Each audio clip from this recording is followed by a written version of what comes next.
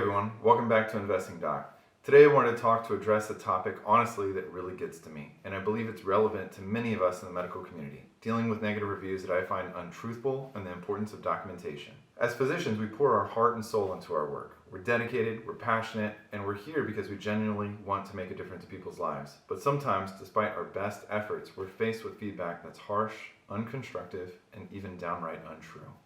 Now I get it, not every interaction is going to be perfect, and everyone is entitled to their own opinion.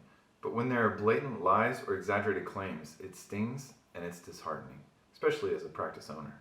It's taken me some time to come to accept that everyone has their own lens through which they view the world. Some people may see interactions with us in a skewed light due to past experiences, personal biases, or even external influences. But here's my takeaway from these experiences. Documentation has never been more crucial.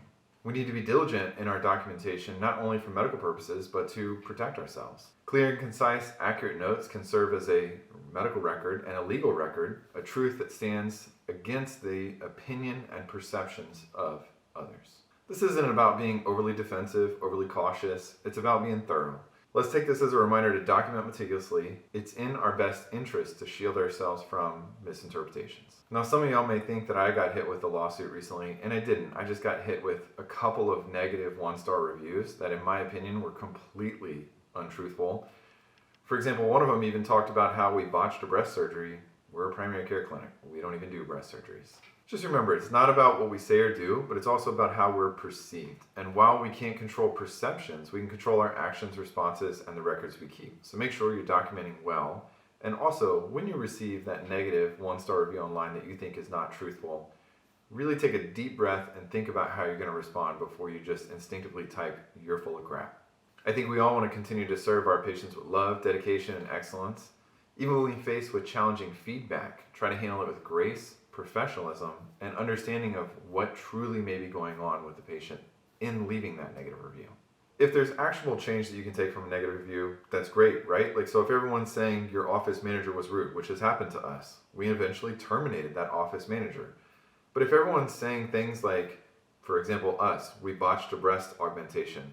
We're primary care. We don't do breast augmentations. We have a one-star review because patient went to go get an upper endoscopy and a colonoscopy, somehow got pneumonia afterwards, and thought they were leaving a review for the GI practice. No, they were leaving it for us. We don't do colonoscopy. We just politely responded to the one-star review saying, "I'm sorry that you tell us that happened to you, but we are a primary care clinic. We don't do colonoscopies or endoscopies, and you may want to consider removing your review." I personally find it helpful to flood the bad reviews with tons of good reviews. Our medical record will auto text out a request to review any patient that has seen us. If they leave anything lower than 4 stars, it prompts them to leave a review internally, so only we in the clinic can actually see that. If they leave a 4 or 5-star review, it pushes them to say, "Do you want to post this to Google?" Some people want to actually give you great feedback. Some people just want to be mad at the world. Some people just want a chance to vocalize their frustration. You may think that you could ask Google to review them, but Google will oftentimes not review your bad review. So instead of getting frustrated, try to keep the negative reviews internal, push the good reviews to Google, try to flood those ridiculous one-star reviews with positive reviews. I appreciate you guys joining me for today's topic. It's not an easy one to talk about, especially when we all want 5-star reviews for our practice, but it's an important one to have, especially when we think about how patients may perceive things. And even though I've never been sued, how I could see how it would lead to a lawsuit with some of the ridiculous one-star reviews that we have gotten. The number of patients that message a one-star review thinking that we're scamming them, collecting a $25 copay is quite high. If you face similar situations or have any tips to share, drop them in the comments below. We can support each other, grow together. Until next time, take care, guys.